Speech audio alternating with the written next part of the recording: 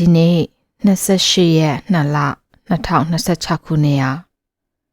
အတီးကျမတို့ခွဲခွာသွားတာ17လပြည့်တဲ့နေ့ပါအတီးအတွက်အမှတ်တရ17လအနေနဲ့ကျမကိုသူပြောပြခဲ့ဘူးတဲ့သူဖြစ်ချင်တဲ့သူနေထိုင်ချင်တဲ့သူ့ရဲ့ဘဝအိမ်မက်အကြောင်းကိုအမှတ်တရတင်ပေးလိုက်ပါတယ်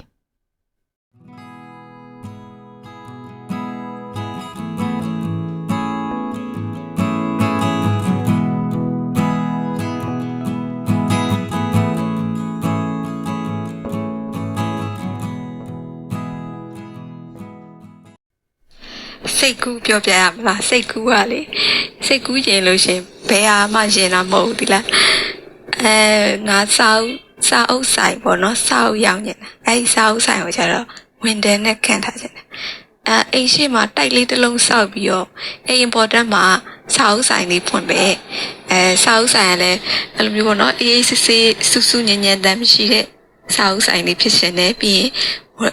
ဝရန်တာဘေးဘက်ဝရန်တာလေးမှာပန်းပင်နေ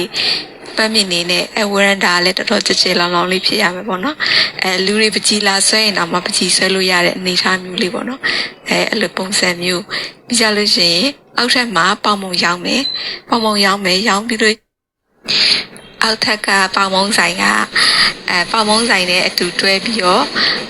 ဟိုပါပေါ့နော်တဘာဝlocal ရထုတ်တဲ့မြလေးတို့ဘာလို့မျိုးအလှခုံတဘာဝစိတ်ချရတဲ့အလှခုံလေးတွေကိုလည်းတွဲပြီးတော့ရောင်းပြီးတော့တင်ပေးမယ်ပြီးကြလို့ရှိရင်ပေါင်မုံကလည်းစီးချိုသမားတို့လုံးဝနာမကျက်နေမကောင်းနေတဲ့လူတွေပါ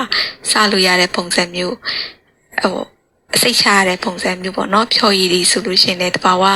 ဖြော်ရည်တလဲသီးဖြော်ရည်ဆိုလို့ရှိရင်လည်းလုံးဝတခြားမပါဘူးအတီးရဲ့ original အတီးအတိုင်း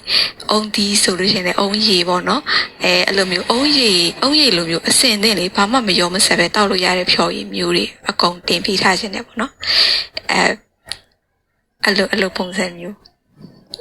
ညဆိုစိတ်ကူးရင်ငါငွေတွေရချင်လိုက်တာအဲ့လိုမျိုးလေးဖွင့်ချင်တာပေါ့